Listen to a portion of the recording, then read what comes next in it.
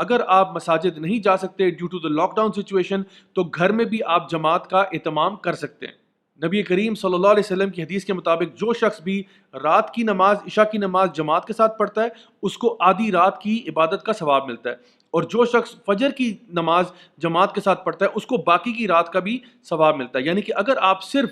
عشاء کی اور فجر کی نماز جماعت کے ساتھ پڑھ لیں تو آپ کو پوری رات کی عبادت کا اجر مل جائے گا۔ دوسری چیز ہے خوب اللہ تعالیٰ کا ذکر کرنا۔ ایسے بہت سارے مسنون اذکار ہیں جو کہ ہیں تو بہت چھوٹے لیکن اپنے اجر و ثواب میں بہت زیادہ ہیں۔ مثلا لا الہ الا اللہ وحدہ لا شریک لہ لہ الملک ولہ الحمد وہو علی کل شیء قدیر،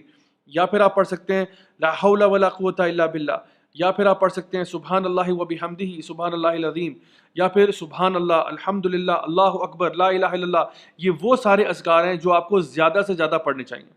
اسی کے ساتھ ساتھ نبی کریم صلی اللہ علیہ وسلم پر درود بھیجنا، اللہم صلی علی محمد وعلی آل محمد کما صلیت علی ابراہیم وعلی آل ابراہیم انک حمید مجید، اور آخر تک۔ تو یہ بھی کوشش کریں کہ زیادہ سے زیادہ نبی کریم صلی اللہ علیہ وسلم پر درود بھیجیں ان 10 دنوں میں۔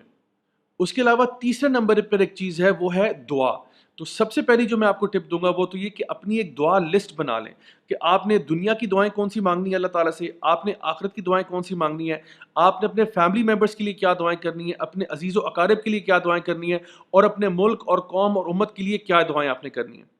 اس کے ساتھ ساتھ نبی کریم صلی اللہ علیہ وسلم نے سیدہ عائشہ کو ایک بڑی خوبصورت دعا سکھائی کہ اگر تم لیلۃ القدر کی رات کو پالو تو اس میں یہ دعا ضرور پڑھنا، اللہم انک عفو تحب العفو فاعف عنی، کہ اے اللہ تو معاف کرنے والا ہے، تجھے معاف کرنا پسند ہے تو مجھے معاف کر دے۔ اسی دعا سے یاد آیا کہ چوتھے نمبر پر ایک چیز آپ کر سکتے ہیں، وہ ہے کہ اللہ تعالیٰ سے اپنے گناہوں کی معافی مانگنا۔ یعنی کہ ہم لوگ ہیں ہی بہت خطا کار ہیں۔ نبی کریم صلی اللہ علیہ وسلم کی ایک حدیث بھی ہے جہاں پہ آپ نے فرمایا کہ ہر ابن آدم جو ہے وہ خطا کار ہے، لیکن ان میں سے بہترین وہ ہوتے ہیں جو توبہ کر لیتے ہیں۔ تو آئیے ہم اس عشرے کا بھرپور فائدہ اٹھاتے ہوئے اللہ تعالیٰ کے آگے گڑ گڑا کے دعا کریں کہ اللہ تعالیٰ ہمارے گناہوں کو معاف کر دے، کیونکہ واقعتاً اگر آپ چاہتے ہیں کہ آپ اس مہینے سے فائدہ اٹھائیں تو اپنے گناہوں کو بخشوا لیں۔ نبی کریم صلی اللہ علیہ وسلم نے یہ بات ارشاد فرمائی تھی کہ اس کا ناک خاک آلود ہو جائے جس کے اوپر رمضان کا مہینہ آیا اور وہ اپنے گناہوں کو نہیں بخشوا سکا۔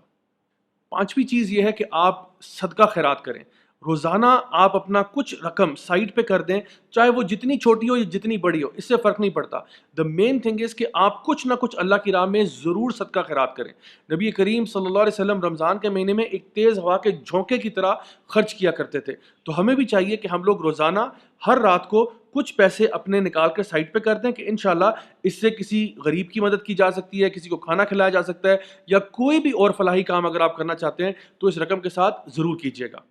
چھٹے نمبر پر ہے قرآن مجید کی تلاوت۔ تو قرآن مجید عربی زبان میں پڑھنا بہترین چیز ہے، اس کا بہت اجر و ثواب ہے، لیکن اس کے ساتھ ساتھ قرآن مجید کو سمجھ کر پڑھنا۔ ابن القیم رحمہ اللہ فرماتے ہیں کہ قرآن مجید کی ایک آیت کو اگر سمجھ کر غور و فکر کے ساتھ پڑھا جائے، اس نیت کے ساتھ کہ انسان اس پر عمل کرے گا، تو اس کا اجر و ثواب پورا قرآن پڑھنے سے زیادہ ہے جو بغیر سمجھے پڑھا جا رہا ہے۔ تو وداؤٹ ڈاؤٹ قرآن مجید کو اگر بغیر سمجھے بھی پڑھا جائے، صرف عربی زبان میں بھی پڑھا جائے، تو اس کا بہت اجر و ثواب ہے۔ ہر حرف کے اوپر آپ کو 10 نیکیاں ملتی ہیں، لیکن اگر اس سے بھی زیادہ ثواب آپ چاہتے ہیں تو عربی بھی پڑھیں اور اس کے ساتھ ساتھ اس کو ترجمے کے ساتھ بھی پڑھیں تاکہ آپ اس کے اوپر عمل کر سکیں۔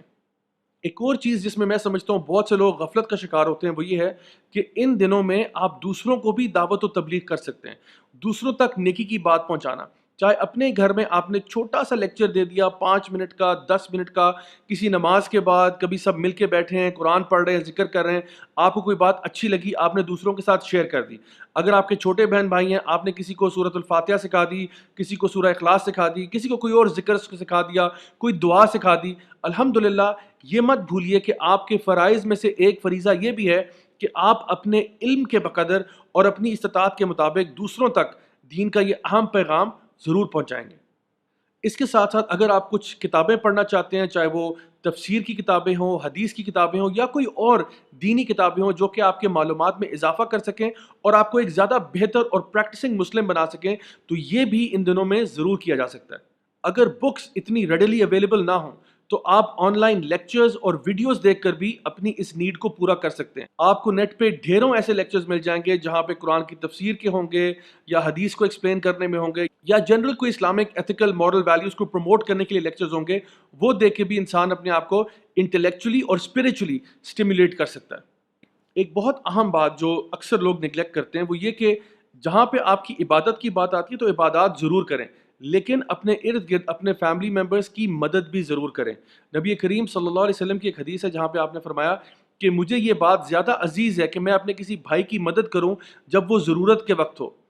بجائے اس بات کے کہ میں پورا 1 مہینہ اس مسجد میں یعنی مسجد نبوی میں اعتکاف بیٹھوں. اللہ اکبر.